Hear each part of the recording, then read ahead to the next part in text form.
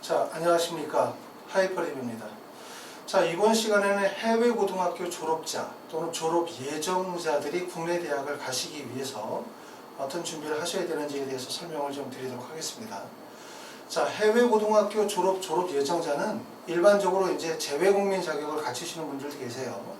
해외에서 사업이나 아니 또는 영업적인 목적으로 해서 해외에서 부모와 함께 고등학교 1, 2학년을 포함해서 3년 정도 있다가 들어오시는 경우인데, 고등학교를 졸업하고 들어오시는 분들은 당연히 7월에 특례 전형의 원서를 쓰시면서 9월에 해외 고등학교 졸업자로 같이 원서를 쓰시겠죠. 그러니까 해외 고등학교 졸업 예정자로 9월 수시에 원서를 쓰시는 분들은 첫 번째로 7월 특례의 원서를 쓰시면서 9월 수시에 원서를 쓰시는 분도 계시고, 또는 특례 자격은 갖추지 못한 거죠. 그냥 단지 유학을 목적으로 나가셨다가 국내 대학에 다시 들어오시는 경우들이 계세요. 그런 경우들은 이제 9월 수시 전형의 원서를 쓰게 되어진다, 이 말씀인데, 지난 시간에 이제 해외 고등학교 졸업자 전형에 대해서 제가 설명을 좀 드렸죠. 그래서 못 보신 분들은 이번 시간에는 그 시간에 설명드렸었던 내용에 다른 내용을 말씀을 드리기 때문에 못 보신 분들은 지난번에 저희 유튜브를 통해서 한번 해외 고등학교 졸업자라고 보시면 다시 한번 내용을 확인하실 수 있고, 지난번에 말씀드렸었던 내용들 중에서 간단하게 하나만 말씀을 드리면, 해외 고등학교 졸업자로서 국내 수시에 원서를 쓰게 되어질 때 지원 가능한 전형은, 첫 번째는 학생부 종합전형이 지원이 가능하세요. 학생부 종합전형은 대부분 서류평가 플러스 면접을 보는 전형, 다시 말해서 수능시험을 보지 않는 전형, 학생부 종합전형이 가능하고, 대부분의 학교들이 학생부 종합전형으로 해서 해외 고등학교 또는 졸업 예정자들이 지원하실 수가 있습니다. 두 번째로 가능한 전형은 학생부 교과 전형이에요. 근데 학생부 교과 전형이 대부분 수능 최저를 가지고 있는 경우들이 있기 때문에 학생부 교과이면서 수능 최저를 요구하는 전형을 우리는 쓸 수 없겠죠, 그렇죠? 수능 시험을 볼 수 없으니까. 학생부 교과이면서 수능 최저를 요구하지 않는 대학들이 있어요. 그런 대학들의 원서를 쓰실 수가 있다, 이거 말씀을 드렸고, 세 번째로 가능한 경우는 어학특기자 전형이라는 거예요. 어학특기자 전형도 두 가지가 있는데, 첫 번째는 공인어학 성적을 요구하는 대학, 동국대가 대표적인 학교죠. 참 국민대학교.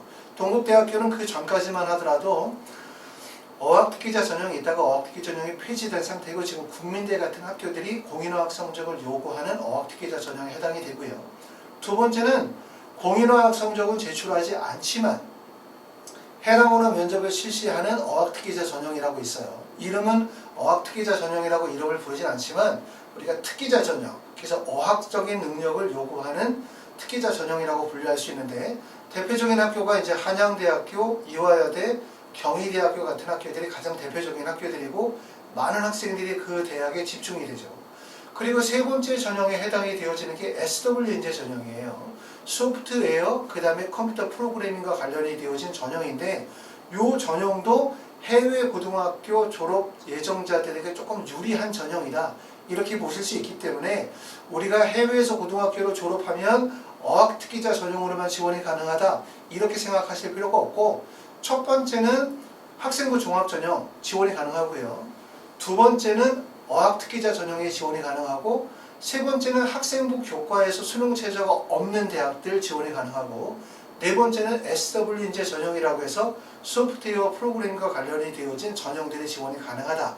이 부분은 이제 지난 시간에 설명을 드렸기 때문에 못 보신 분들은 유튜브에서 관련 내용을 좀 더 참고해 보시면 도움이 되실 것 같고, 그리고 이제 지난 시간에도 꼭 말씀을 드렸던 게, 해외에서 고등학교를 졸업하고 대학 가시려고 하시는 분들, 또는 재외국민 전형 3년 특례나 12년 특례, 또는 이제 외국인 전형으로 국내 대학을 가려고 하는 분들에게 제가 꼭 말씀을 드리는 게 있는데, 그게 바로 뭐냐면 이 내용이에요.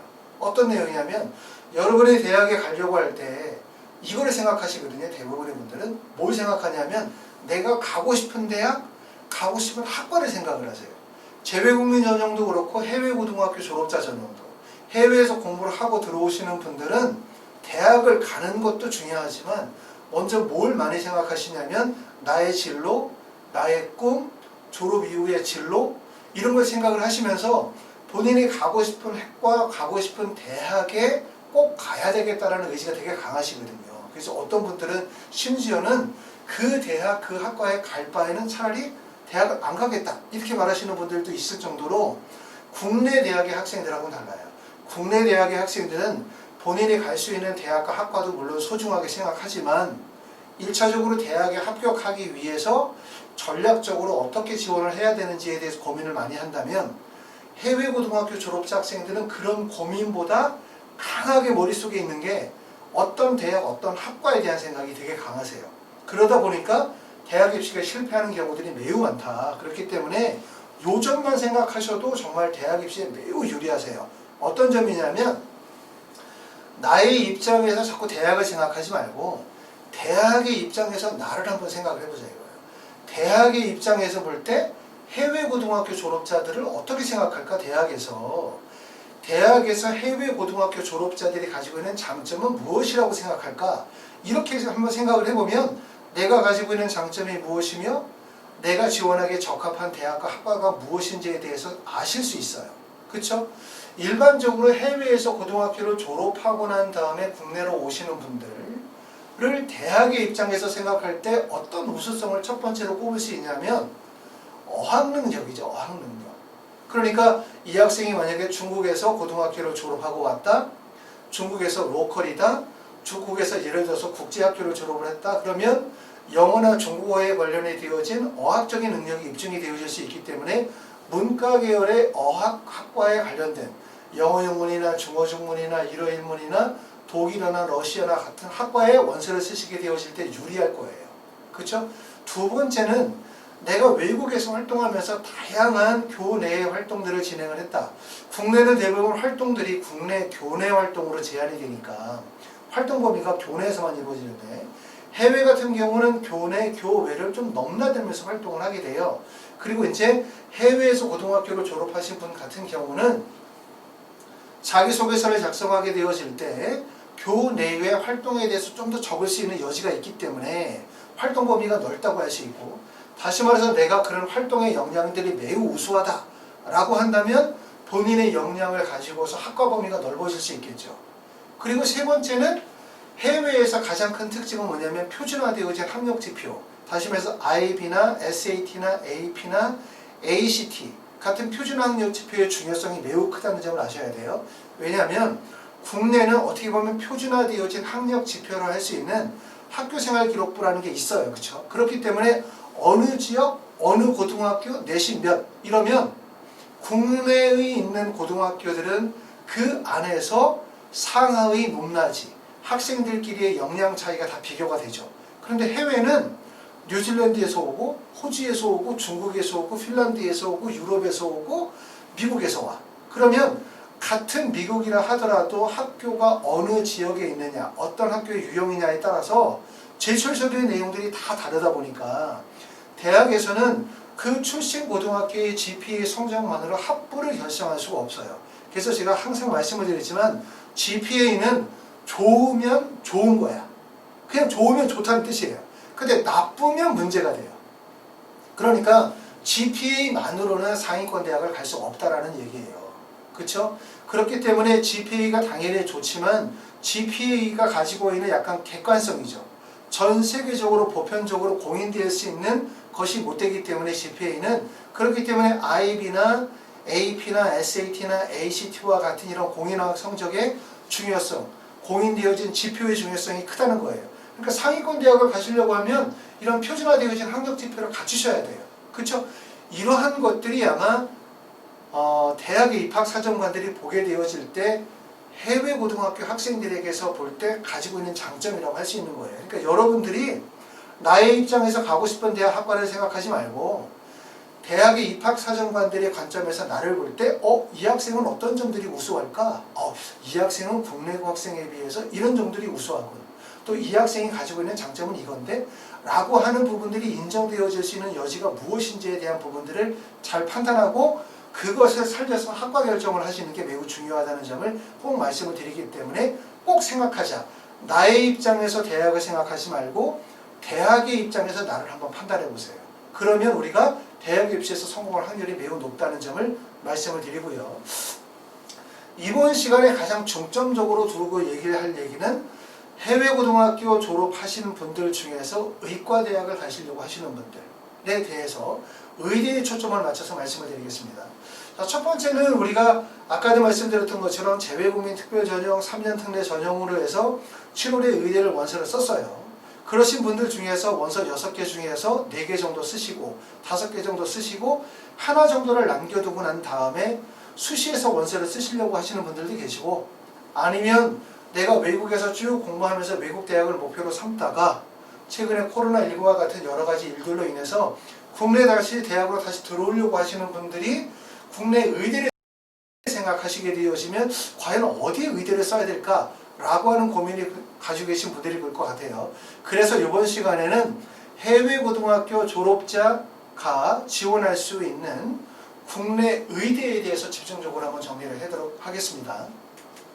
자, 먼저 우리가 의대를 원서를 쓰게 되어지면 의대에서 뽑는 전형이 여러 가지 전형이 있어요. 그렇죠? 아시는 것처럼 첫 번째 학생부 종합 전형이라는 게 있고, 두 번째는 학생부 교과 전형이라는 게 있고, 또 지역인재 전형이라는 것도 있고요.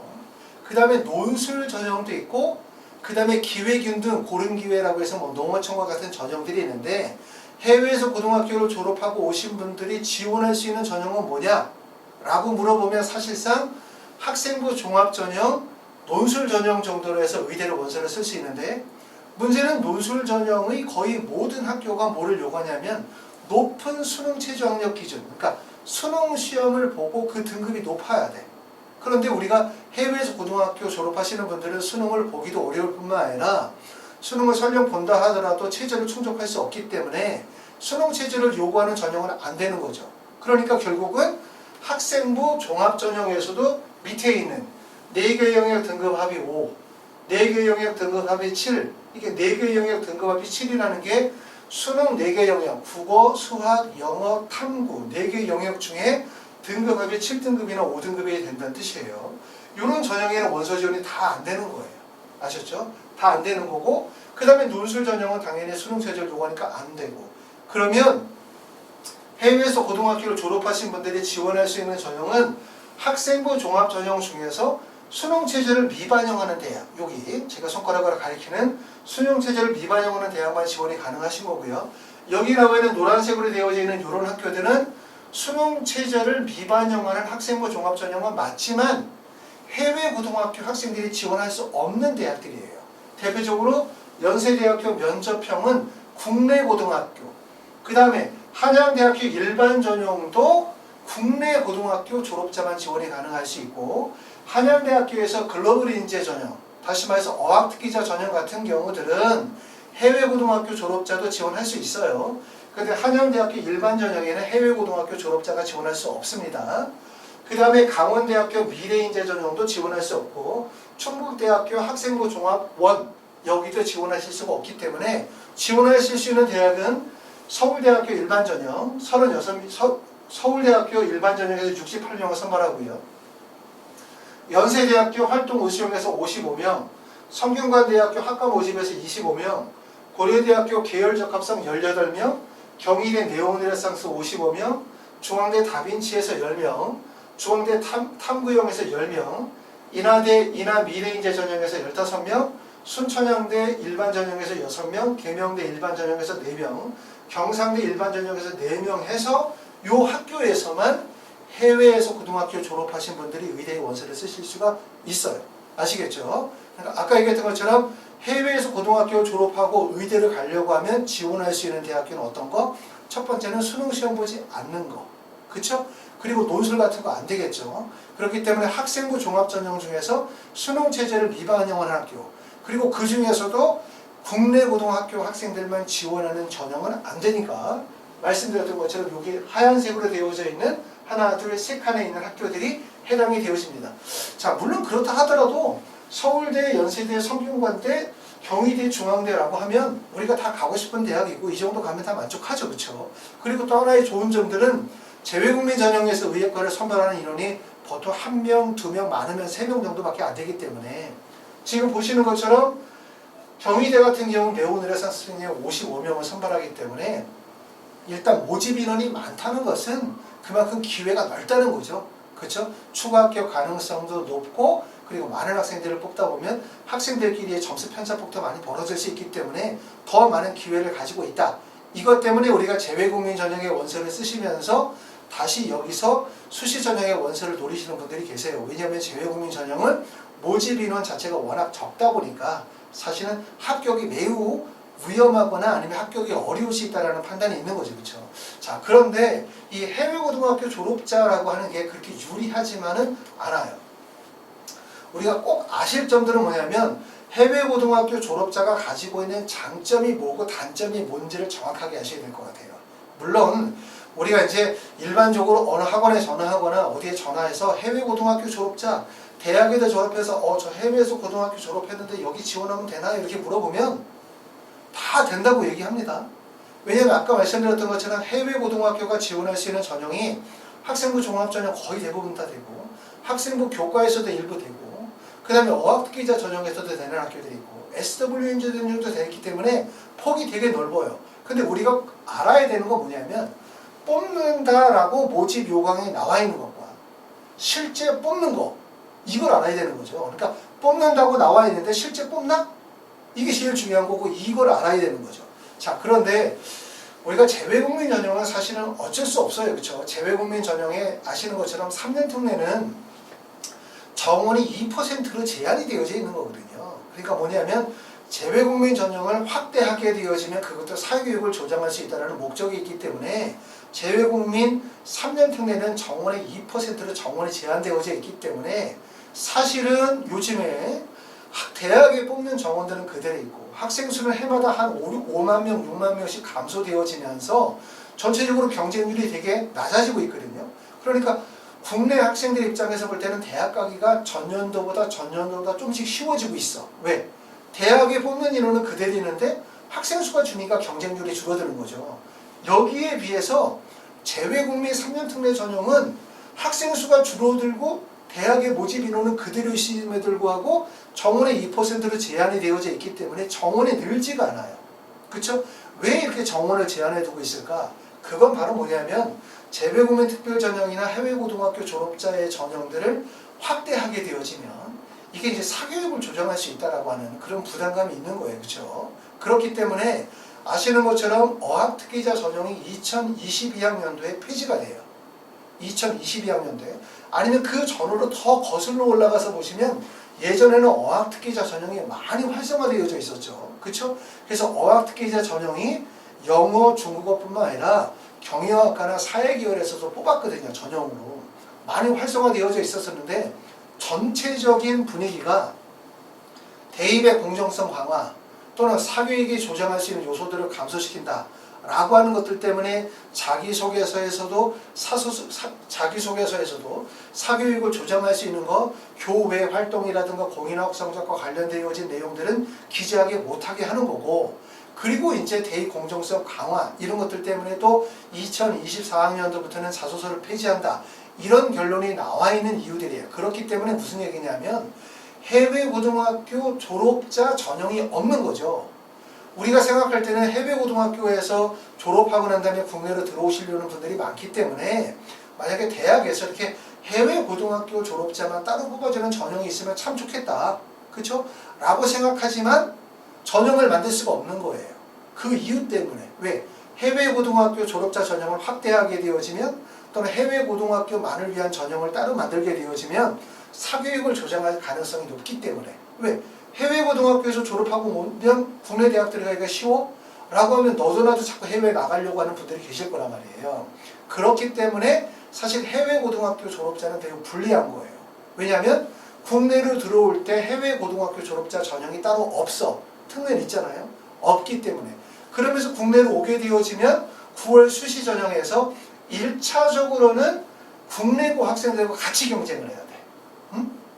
그쵸? 그런데 더 중요한 건 사실은 국내고의 경쟁이라기보다는 해외고 학생들끼리의 경쟁이라는 점을 꼭 먼저 알아두셔야 돼요. 그러니까 아까 봤던 것처럼 성균관대학교에서 경희대학교에서 의예과에서 뽑는 인원이 55명이면 그 55명이 우리가 대학들마다 정원의 차이가 있는데 이렇게 55명이라고 되어져 있으면 55명을 그냥 마구잡이로 뽑는 게 아니거든요. 그러니까 55명을 성적 수목을 다 자르는 게 아니라 55명을 뽑게 되었을 때 뭐로 할당하냐면 첫 번째는 지역에 대한 배분도 하게 돼요. 지역, 출신 지역에 대한 부분들도 배분을 하게 되고 그 다음에 두 번째는 고교의 유형도 여기에 반영이 돼요. 고등학교의 유형이라든가 아니면 출신 지역이라든가 당연히 그리고 이제 학생이 가지고 있는 성적이라든가 그 다음에 이제 활동의 우수성과 같은 이런 것들은 당연히 반영이 되어지겠죠. 그렇죠? 그러니까 학생들이 선발하게 되어질 때 지역이나 고등학교 유형들을 반영을 하게 되어지기 때문에 55명을 뽑는다 그러면 이 안에 뭐가 구분이 되어지는 거냐면 자사고 학생들을 몇 명을 뽑는지 그 다음에 해외고 학생들을 얼마큼 뽑는지 그 다음에 일반고 학생들을 뽑는지 이런 것들이 어느 정도 지역이 배분이 되어진다는 거예요. 그렇죠? 어느 정도는 물론 이런 사실들을 대학에 전화해서 대학에 전화해서 경희대 의대에서는 일반고를 몇 명을 뽑나요? 이렇게 물어보면 당연히 그런 원칙이 없죠. 모집 요강에 나와 있지도 않은데 그거는 우리가 물어볼 필요가 없는 거고 실제 이제 대학에서 학생을 선발한 결과들에 대해서 대학 알림이 사이트에 들어가게 되어지면 고등학교 유형별로 어떻게 선발하는지에 대한 자료들이 나와 있으니까 그걸 보시면 여러분들이 아실 수가 있어요. 그래서 얘기는 뭐냐면 해외에서 고등학교를 졸업하고 들어왔다. 그러면 우리의 경쟁 상대는 둘이에요. 첫 번째는 국내고 학생, 그리고 두 번째는 해외고 학생이라는 거예요. 그러니까 제가 얘기하는 건 해외고 학생이 경쟁자라는 걸 꼭 알아야 돼요. 55명을 경희대학교에서 의예과에서 선발하게 되어지면 이 중에 해외고에서 뽑는 학생의 비율이 얼마나 될까? 물론 정확히는 알 수 없지만 예를 들어서 해외고 학생을 뽑는 인원이 3명에서 5명 정도를 만약에 뽑게 되어진다 라고 하면 바로 이 3명이나 5명 안에 선발이 되어지기 위해서 해외고 학생들끼리 경쟁을 하는 거라고 보시면 되는 거예요. 이해되셨죠? 그러니까 내가 가지고 있는 학력 지표를 국내고 학생들과 비교할 필요가 없어. 제일 먼저 해외에서 고등학교를 졸업한 학생들끼리의 경쟁에서 내가 어느 정도의 경쟁력을 가지고 있는지를 알아두실 필요가 있다는 거예요. 자, 다시 얘기를 처음으로 고솔로 해서 다시 말씀을 드리면 해외 고등학교 학생들이 가지고 있는 단점은 바로 뭐냐 하면 첫 번째는 해외고 졸업자 전형이 없다는 거예요. 그렇기 때문에 국내고 학생과 해외 고등학교 학생들과 경쟁을 하게 되어진다는 거고 그리고 해외 고등학교 학생들을 대학에서 뽑게 되어질 때 많은 인원을 선발해서 뽑지 않아요. 물론 올해는 조금 달라질 수 있을 거라고 생각해요. 왜냐하면 코로나19로 인해서 전년도보다 해외에서 공부하다가 해외 대학으로 가지 않고 국내 대학으로 유턴해서 들어오시려고 하시는 분들이 추세가 되게 많으세요. 그렇죠? 많기 때문에 아무래도 많은 학생들이 원서 지원이 이루어지면 좀 더 많은 학생들이 선발이 되어질 가능성이 있기 때문에 전년도보다 해외고 학생들의 선발 비율이 조금 더 높아질 거라고 예상이 되어져요. 자, 그러면 대학들마다 해외고 학생을 어느 정도 선발하는지를 우리가 보도록 합시다. 자, 이 내용은 여러분이 대학 알림의 사이트에 들어가면 각 대학별로 출신 학교 유형별 입학자 수라고 해서 대학에서 발표한 자료들을 교육부에서 올려놓은 사이트에 자료가 있어요. 거기 내용을 보면 여기서 출신 학교 유형별 입학자를 어떻게 분류하냐면 고등학교 유형을 첫 번째는 일반계 고등학교, 과학고, 외고나 국제고, 예술고나 체육고, 산업수여 맞춤형 고등학교 또는 특성화 고등학교, 자율고, 그 다음에 영재고, 검정고시, 그리고 그 외 기타라고 이렇게 나와 있어요. 우리는 어디에 해당이 되어지냐면 그 외 기타에 해당이 된다고 생각하시면 돼요. 이 그 외 기타에 포함이 되어지는 게 재외국민 특별전형도 그 외 기타에 포함이 되어집니다. 그러면 해외 고등학교는 어디에 포함이 될 거냐면 여기에 해당되는 게 해외 고등학교라고 이해하시면 돼요. 자, 서울대학교 같은 경우를 보면 서울대학교에서 지금 전체 비율 중에서 재외국민 또는 해외 고등학교를 해서 선발하는 인원이 총 68명. 정원의 2%밖에 되지 않아요. 2%. 그리고 68명 중에서 63명. 68명 중에서 63명이 재외국민 특별전형으로 뽑아서 94%가 뽑힌 거고 요 인원을 제외한 나머지 인원 5명이죠. 0.2%만이 일반 전형으로 해서 서울대에 합격한 거예요. 그러니까 결론적으로 얘기하면 해외에서 고등학교를 졸업하고 난 다음에 서울대 합격한 학생의 수가 5명이라는 거예요. 5명. 물론 이거는 3월 전기 입학에 관한 내용이에요. 자, 연세대학교를 보면 연세대학교는 비율이 좀 높아요. 연세대학교는 전체 비율에서 재외국민 플러스 해외고등학교 졸업자의 선발 비율이 13.1%, 그리고 530명 정도 되어져요. 그 이유는 이제 연세대학교가 아시는 것처럼 재외국민 전형에서 뽑는 비율도 클 뿐만 아니라 국제 계열이 있죠. 그렇죠? 그렇기 때문에 해외고등학교 졸업자들에게 좀 더 유리한 전형들을 가지고 있기 때문이고, 이 530명 중에서 재외국민 전형이 413명, 98.6%에 해당이 되고요. 그리고 이 413명을 제외한 530명에서 413명을 제외한 나머지의 숫자가 해외에서 고등학교를 졸업하고 난 다음에 연세대에 지원한 학생들이기 때문에 일반 전형에서 1명, 특기자에서 9명, 그 다음에 대학별 특별 전형에서 107명 정도 되어지기 때문에 전체 이해가 117명 정도 되어지는 거예요. 그러니까 연세대가 해외 고등학교 졸업자에게 좀 더 유리한 전형이다. 이렇게 이해하실 수가 있어요. 고려대는 지금 보면은 327명, 7.3%예요. 정원에 7.4%, 327명이고 이 327명 중에 319명이 재외국민 특별전형. 우린 재외국민 아니잖아요. 그렇죠? 우리는 해외고등학교 졸업자니까 그러면 어디에 해당이 되냐면 7명이 특기자 전형으로 뽑힌 거예요. 7명이. 그렇죠? 그렇기 때문에 비율이 매우 높지 않다는 점을 꼭 알아두실 필요가 있어요. 이거 말고도 해외에서 고등학교를 졸업하고 난 다음에 국내 대학에 들어간 학생들을 통계에서 잡히지 않는 부분이 있을 수도 있으나, 여러분이 꼭 명심하셔야 되는 거는 해외에서 고등학교를 졸업하고 난 다음에 국내 대학으로 가는 경우에 선발 비율이 크지 않다는 점을 우리가 인정할 필요가 있고, 그래서 아까 제가 처음에 말씀을 드렸었던 것처럼 원서 지원을 가고 싶은 대학, 가고 싶은 학과에다 원서를 쓰면 안 돼. 꼭 먼저 뭘 생각해야 돼? 대학의 입장에서 나 해외에서 고등학교를 졸업한 내가 가지고 있는 장점과 우수성이 무엇이고, 일반계 고등학교 학생과 경쟁할 때의 우수성이 무엇이고, 동일하게 해외에서 고등학교를 졸업한 학생들과의 경쟁에서의 우수성이 무엇이냐, 이 부분을 면밀히 생각해야 된다는 거예요. 그렇죠? 그걸 괜히 그렇게 생각해야 되는 이유가 아니라 그만큼 경쟁이 치열하고 선발 인원이 크지 않다라는 이런 점들이 있기 때문에 결국은 대학에 가기 위해서는 치밀한 분석과 정리가 반드시 필요하다. 이 점을 꼭 알아주실 필요가 있고요. 나머지 대학에 대한 부분들도 우리가 보시게 되어지면 성균관대학교는 약 전체 12% 정도, 이거는 재외국민을 다 포함한 거예요. 12% 정도고, 중앙대학교 10.2%, 경희대 9.5%, 인하대학교 4.9%이기 때문에 사실상 해외 고등학교 졸업자들이 지원해서 합격 가능성이 높은 거는 아무래도 연세대, 고려대, 성균관대, 중앙대, 경희대 쪽에서는 선발 비율이 좀 더 크다. 이렇게 이해하실 필요가 있고, 그리고 좀 더 정확하게 이해하면 여기에서 이 재외국민 전형을 뺀 나머지 구간이 해외고등학교 선발 비율이기 때문에 비율이 크지 않다는 점을 알아주실 필요가 반드시 있어요. 그렇기 때문에 아까도 얘기했던 거 다시 한번 얘기하면 꼭 여러분이 뭘 생각해야 돼? 대학의 입장에서 내가 가지고 있는 우수성과 장점이 무엇이냐, 이걸 먼저 생각해야지 가고 싶은 대학 학과를 먼저 생각하시면 안 돼요. 자, 두 번째. 자, 그럼 이제 첫 번째는 이런 어려운 점에 대해서 얘기했고, 그럼 갈 수 있는 방법에 대해서 한번 생각을 해봅시다. 자, 그러면 지금까지 얘기했었던 거는 뭐였어? 해외에서 고등학교를 졸업하고 국내 대학 가려고 하면 어렵다. 대학 가기 어렵구나. 뽑는 일은 많지 않구나. 그리고 또 올해는 코로나 때문에 조금 더 모집 인원이 늘리니까 일어날 수 있긴 하겠지만 그래도 모집 인원이 많지 않구나 라는 점을 우리가 아셨어요. 자, 그럼 갈 수 있는 방법을 생각을 해볼 때, 자, 우리가 관심 있는 학교는 의대를 갈 수 있는 학교가 서울대학교 일반, 연세대학교 활동우수형, 성균관대 학과모집, 고려대 일반, 중앙대는 탐구형.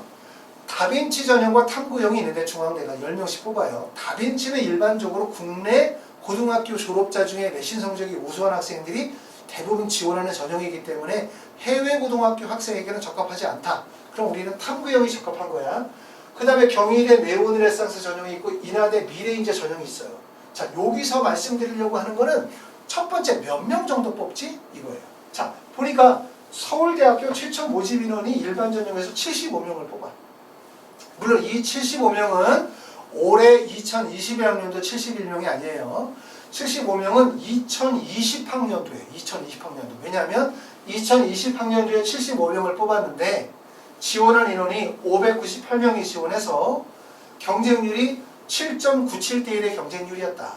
그쵸? 그런데 여기서 충원되어진 인원 2명 정도가 만약에 미등록했다고 가정이 되어지면 실제 충원 인원은 0.3%가 되어지고 그러면 실제 모집 인원은 77명 정도 됐을 거다. 왜?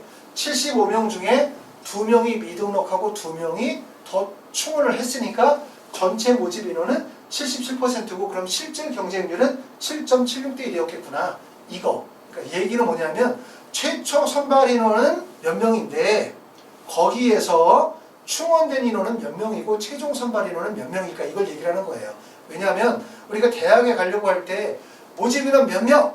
할 때 우리가 어느 대학교의 모집 인원이 20명이야. 그럼 이 20명이 그대로 있는 게 아니에요. 꼭 아실 거는 20명 중에서 충원율이 높아지게 되면 20명인데 충원 인원이 20명이야.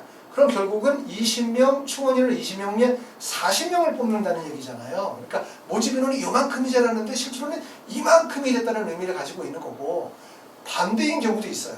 20명의 인원이 줄어드는 거. 어떤 경우냐면 대학에서 20명을 뽑겠다고 했는데 실제로는 10명만 뽑아.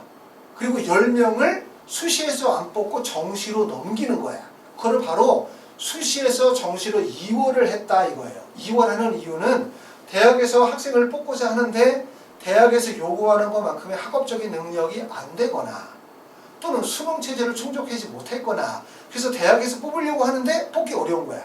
인원을. 그런 경우들은 정시로 넘겨서 정시에서 그 인원만큼을 뽑아요.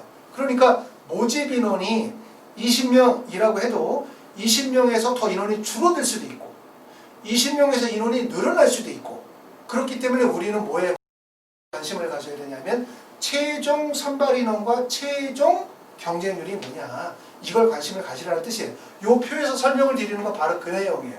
그래서 연세대학교 활동 우수형의 2020년도에 모집 인원은 45명이었는데 그래서 경쟁률이 10.31대 1이었는데 여기 보니까 충원 인원이 27명 정도 그러니까 충원이 된 거예요. 60%가. 그렇죠? 그러니까 45명 플러스 27명 하니까 72명이 된 거야. 그러니까 모집 인원이 45명이라고 생각했는데 실제 모집 인원은 72명이 된 거고 경쟁률도 충원 인원을 따져보니까 10.31대 1의 경쟁률이라고 생각했는데 실제 경쟁률은 6.44대 1의 경쟁률이었다 이거예요. 이해되시죠? 그래서 여기 보시면 최종 모집 인원을 보니까 서울대학교 77, 연세대 72명, 성균관대 60명, 고려대 55, 중앙대 19, 경희대는 무려 101명, 인하대학교가 29명 하니까 우리가 처음에 생각했었던 인원들보다 인원이 되게 많이 늘었다 이렇게 아실 수 있고 그리고 또 하나 알 거는 뭐냐면 이 충원이라는 비율은 해마다 바뀔 수 있는 거예요. 그렇기 때문에 여기 보면 성균관대학교의 전년도의 충원율이 140%야.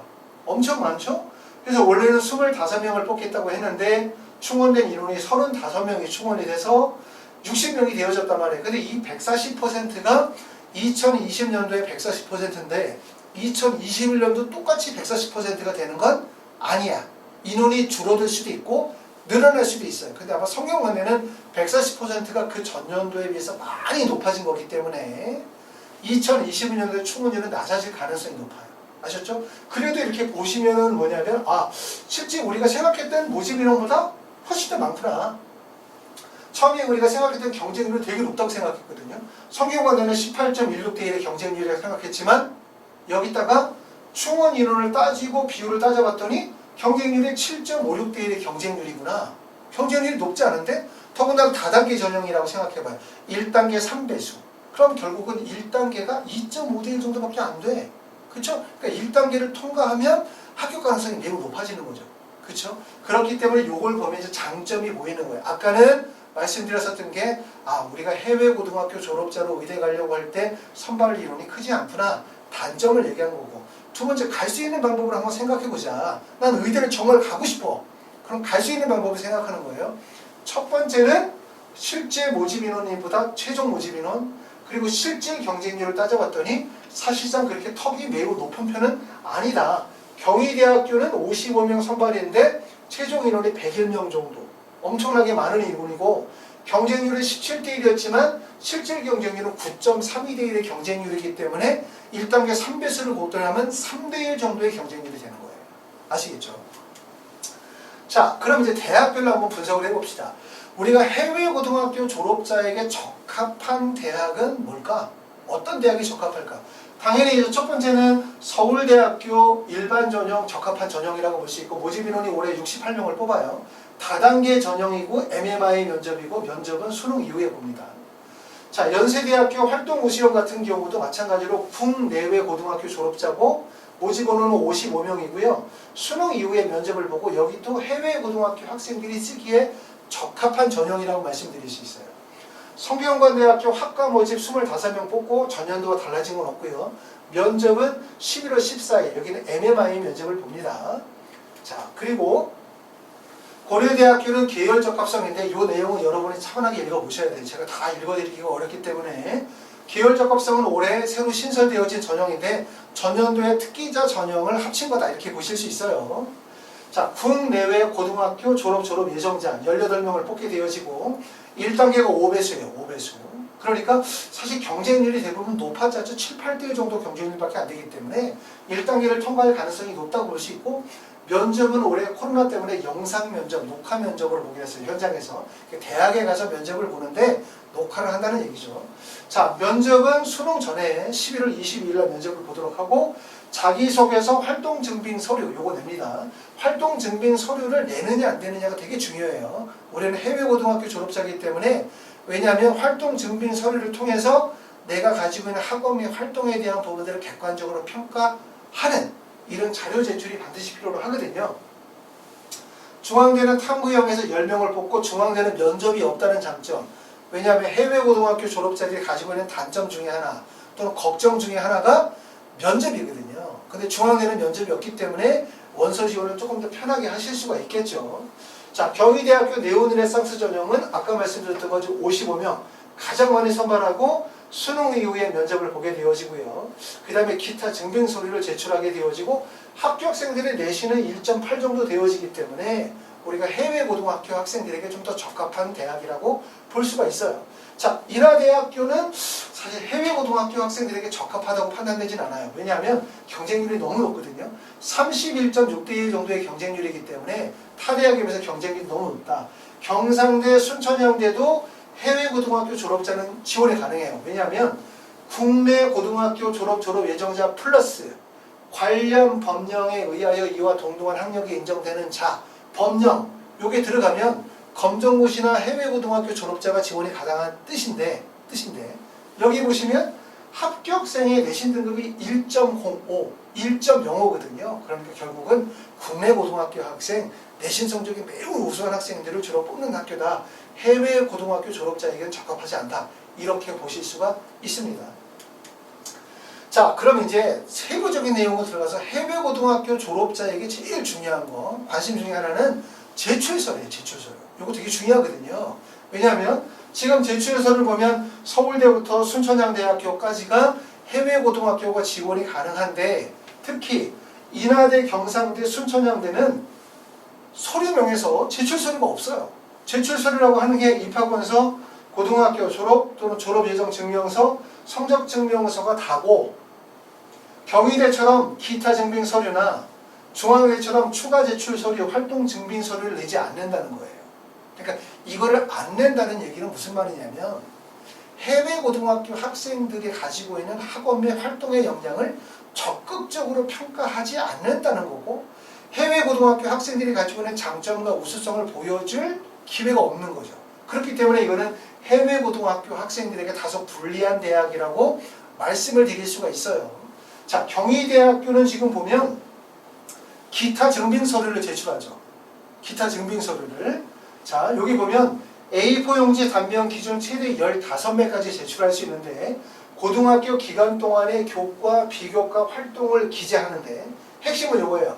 국내 고등학교 학교생활기록부 작성 지침에 준수하여 평가의 공정성을 확보하기 위해서 공인화학 성적이나 교과 관련 교외 수상실력, 국외 대학 진학 시 요구되어지는 SAT나 ACT 등 또는 기타 교육과정에 포함되어지지 않은 AP 성적이나 IB 성적을 제출했을 경우 평가에서 제외하거나 평가에 불이익을 받을 수 있음이라고 되어져 있어요. 그러니까 결국은 뭐냐면 경희대학교는 학교에서 받은 수상 경력, 동아리 활동, 봉사 활동 관련된 내용들은 기타 증빙 서류에다 넣을 수 있는데 공인화학 성적이라든가 또는 AP 성적이라든가 ACT 성적이라든가 SAT 성적이라든가 IB 성적 같은 것들은 넣을 수는 없다 이거죠. 그런데 내가 만약에 학교가 IB 학교나 SAT, IB 학교이거나 AP 학교이면 교과과정에서 진행한 건 다 넣을 수 있겠죠.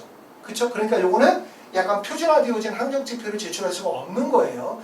여기에 따라서 본인의 유불리가 있을 것 같아요. 그렇죠? 중앙대도 마찬가지예요. 중앙대도 보면 자, 총 10매 이내에 본인의 역량을 증명하거나 학교생활 기록부의 기재 내용을 보완하는 내용으로 넣을 수는 있는데 마찬가지로 중앙대도 경희대와 마찬가지로 표준화되어진 학력지표나 공인화학 성적 같은 것들 제출할 수 없도록 되어져 있고 위쪽 대학으로 올라가면 고려대, 성균관대, 연세대, 서울대 등은 대부분 다 기타 증빙 서류를 다 제출할 수 있고요. 서울대는 지금 보면 교내 수상, 동아리, 그 다음에 봉사활동 및 고교 과정 관련 자료 등에 하나여 제출한다라고 했기 때문에 이 하나여 결국은 성균관대, 중앙대, 서울대학교는 공인화학 성적의 제출이 불가능하다 이렇게 이해하시면 될 것 같고 그 다음에 연세대는 비교과 활동 기록표라고 해서 고등학교 재학기간 또는 검정고시 학교길로부터 과거 3년 이내 기간 동안 발생한 사항과 관련이 되어진 교내수상, 봉사활동, 동아리환에 하나여 학력별 5개 이내로 기재할 수 있다 라고 되어져 있고 고려대 같은 경우를 보면 외국어, 수학, 과학 관련 성취, 학업 성취도와 관련된 내용을 넣기 때문에 대학마다 이렇게 제출 서류에서 들어가는 항목의 내용이 다소 차이가 있을 수 있다는 점을 알아두시면 되고요. 그렇기 때문에 인하대, 경상대, 순천향대 같은 기타 증빙 서류를 제출하지 않는 학교는 해외고 학생에게 좀 더 불리하고 그 다음에 위쪽 대학들은 대부분 증빙 서류를 제출하는데 대학에 따라서 증빙 서류 내용에 공인화학 성적이나 표준화되어진 학력지표가 제출이 가능한 학교가 있고 제출이 안 되는 학교가 있다 라는 점들이기 때문에 거기에 따라서 우리는 약간 유불리가 있을 것 같고요. 그리고 이 기타 증빙 서류 제출이 정말 중요해요. 정말. 그래서 재외국민 전형에서도 제가 말씀을 드렸지만 재외국민 3년 특례 전형의 원서를 썼다가 작년에 떨어진 거야 다. 근데 올해 원서를 써서 붙는 경우들이 있어요. 그것도 어떻게? 자기소개서와 기타 증빙 서류 작성만 다시 해서. 그래서 이 기타 증빙 서류를 어떻게 작성하느냐에 대한 부분이 매우 중요하다는 점을 꼭 알아두셔야지 그냥 기타 증빙 서류는 써서 내면 되는 거야 라고 생각하시면 안 돼요. 그 기타 증빙 서류를 순서를 어떻게 정할 것인지 기타 증빙 서류 내용에서 어떻게 부연적 설명을 곁들여서 입학사정관들이 올바르게 평가할 것인지를 생각해서 잘 작성하셔야 됩니다. 자, 그 다음에 이제 고민 중에 하나가 바로 뭐냐면 그 다음에 이제 면접에 대한 거예요. 자, 여기 이제 제출 서류라고 되어져 있는데 요건 6번 제출 서류 아니고 면접이죠. 자, 면접은 뭐냐면 물론 우리가 이 해외고등학교 졸업자 전형뿐만 아니라 3년 특례 전형에서도 사실 의대 가려고 하면 면접이 되게 어렵잖아요. 3년 특례 의대 면접은 대부분 의학 인적성을 나타내는 MMI 면접과 그 다음에 지성 면접을 같이 결합한 형태의 면접이기 때문에 상당히 면접이 어렵다고 봐야 되고 국내 수시 면접은 대부분 지성 면접을 보진 않아요. 국내 수시 면접은 대부분 지성 면접을 보진 않고 MMI 면접의 형태이기 때문에 어찌 보면 특례 면접보다는 수시 면접이 조금 더 쉬울 수도 있다. 이렇게 보실 수 있는데 서울대학교는 지금 대표적인 MMI 면접이죠. 의학 전공하는 데 필요한 자질, 인성, 적성을 평가하며 제시문의 영어가 활용이 되어질 수 있고요. 다양한 상황 제시, 4개의 방에서 약 10분 정도씩 보는 거예요. 그러니까 방을 4개의 방에서 그러니까 학생의 4가지 요소의 평가 요소를 두는 거죠. 그러니까 학생이 제출한 서류에 대한 평가 또는 의학적 인적성에 대한 거 그리고 학생이 가지고 있는 발전 가능성 또는 뭐 의사소통 능력 등등 여러 가지 평가 항목을 주고 대학에서 다양하게 학생에 대해서 평가하기 위한 MMI 면접을 실시하게 되어지는데 제출 서류 내용을 확인하는 것은 1개에서 20분 정도 한다. 총 5개의 면접실을 운영하게 되어지고요. 면접 시간은 총 60분 내외 상황 숙지를 위해서 미리 시간을 준다. 이렇게 나와져 있습니다. 이게 대표적인 면접이고 성균관대학교도 MMI 면접.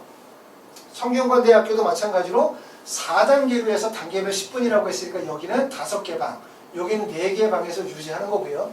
경희대는 약 25분 정도이기 때문에 경희대는 서울대나 성균관대보다는 MMI 면접이라기보다는 경희대는 25분 정도로 해서 서류 확인 면접 그리고 출제 문항 면접이 나와요. 그러니까 문항이 주어지게 되고 상황 면접이라고 하는데 제시문을 읽고 난 다음에 면접관의 질문에 대해서 답변하는 형태의 면접이고, 그리고 이제 여기 보시는 것처럼 연세대학교 면접 같은 경우는 제시문을 바탕으로 해서 대학 수학에 필요한 기본적인 학업 능력을 물어보는 연세대 부적과 고려대 면접 같은 경우는 면접의 난이도가 조금 어렵다.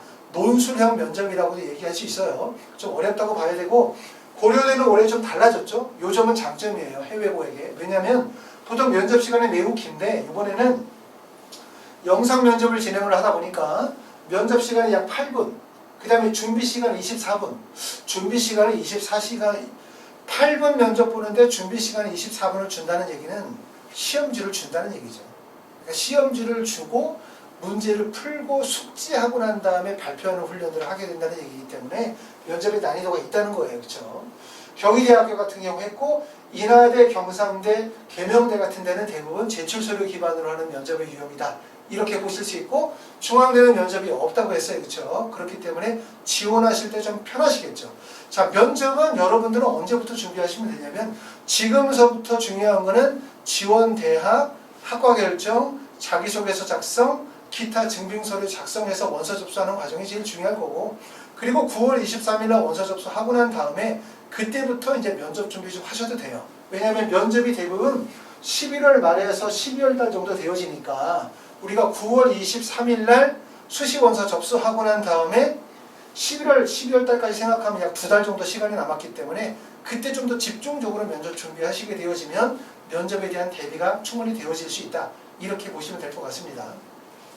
자, 그리고 이제 마지막으로 말씀을 드릴 수 있는 게 자기소개서. 해외에서 고등학교를 졸업하고 국내 대학 가시는 분들 자소서 쓰기가 제일 어려워요. 자소서를 쓰기가. 자, 자기소개서를 쓰기가 어려운 이유가 뭔지 한번 생각해 봅시다. 첫 번째, 한국어가 서툴어서. 물론 당연히 그럴 수 있어요. 해외에서 고등학교를 졸업한 연도가 뭐 해외에서 1년 정도 산 사람들도 있을 거고, 해외에서 7년, 8년 정도를 살았던 분들도 계실 거예요. 어찌됐든 1년을 살았든 7년, 8년, 10년을 살았든 해외에서 한국어 교육과 한국어 글쓰기가 아닌 다른 공부를 오랫동안 하다 보면 아무래도 문장력이 떨어지니까 한국어가 서툴러서 쓰지 못하는 이유가 첫 번째겠죠.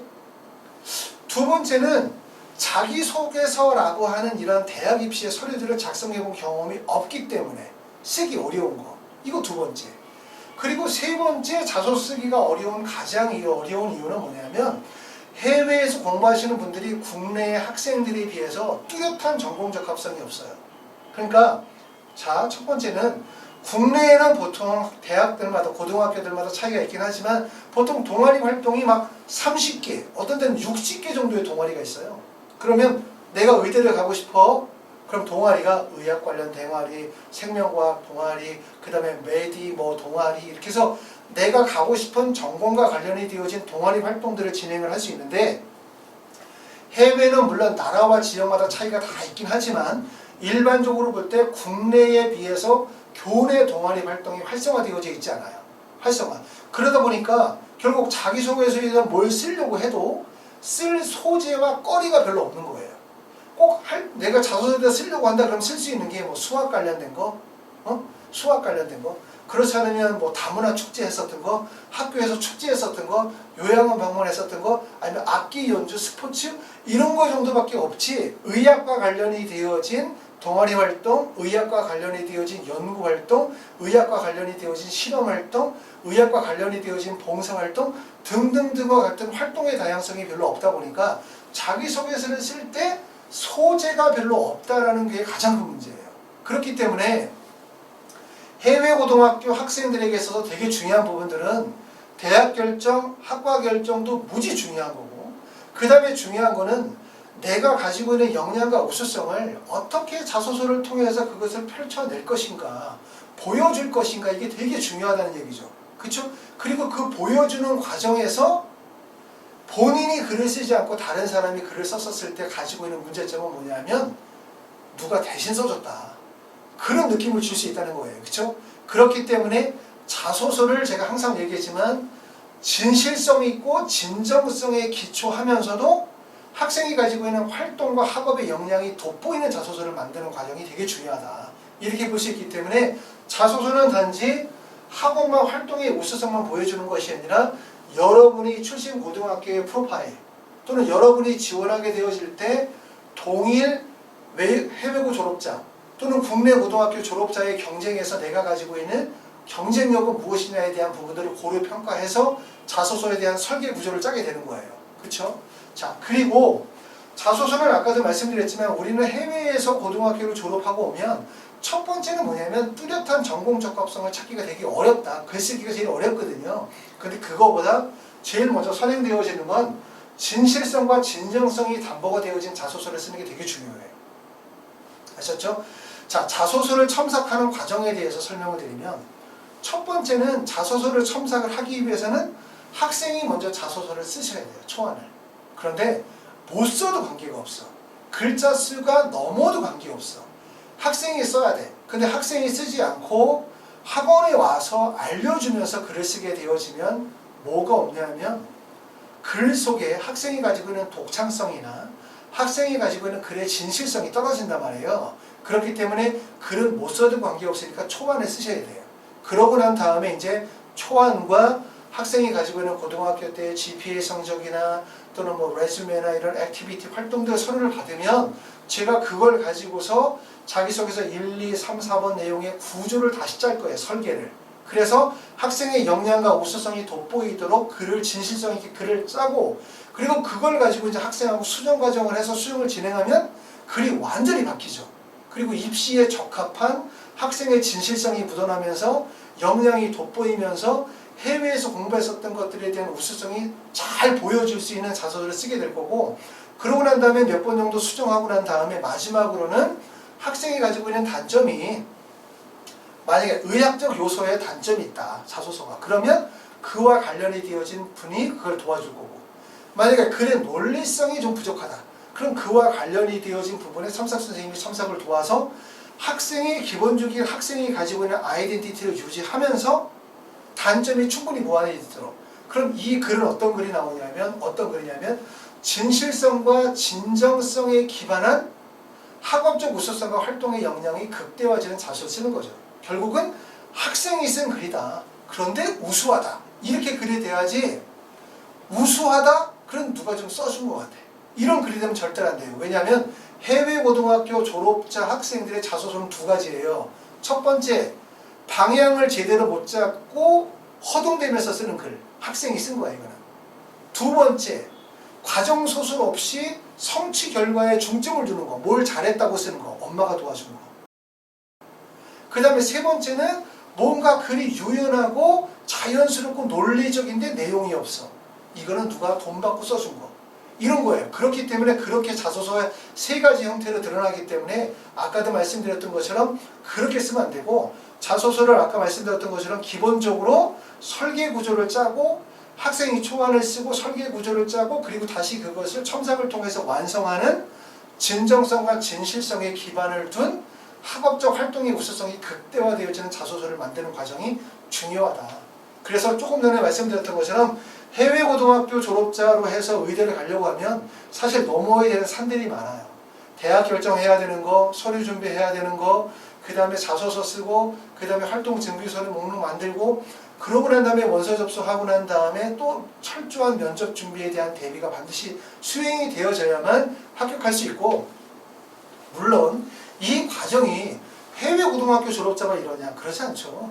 국내에서 의대를 가려고 하는 학생들도 사실은 더 많은 노력과 고생을 해서 가기 때문에 여러분이 만약에 의대를 가겠다라고 결심을 하셨다면 지금서부터 철저하게 준비하세요. 원서를 쓰고 기다리면 합격되는 게 아니라 원서를 쓰는 과정서부터 지금서부터 철저하게 준비하시면 좋은 결과가 있을 거라고 생각이 되어집니다. 자, 감사합니다.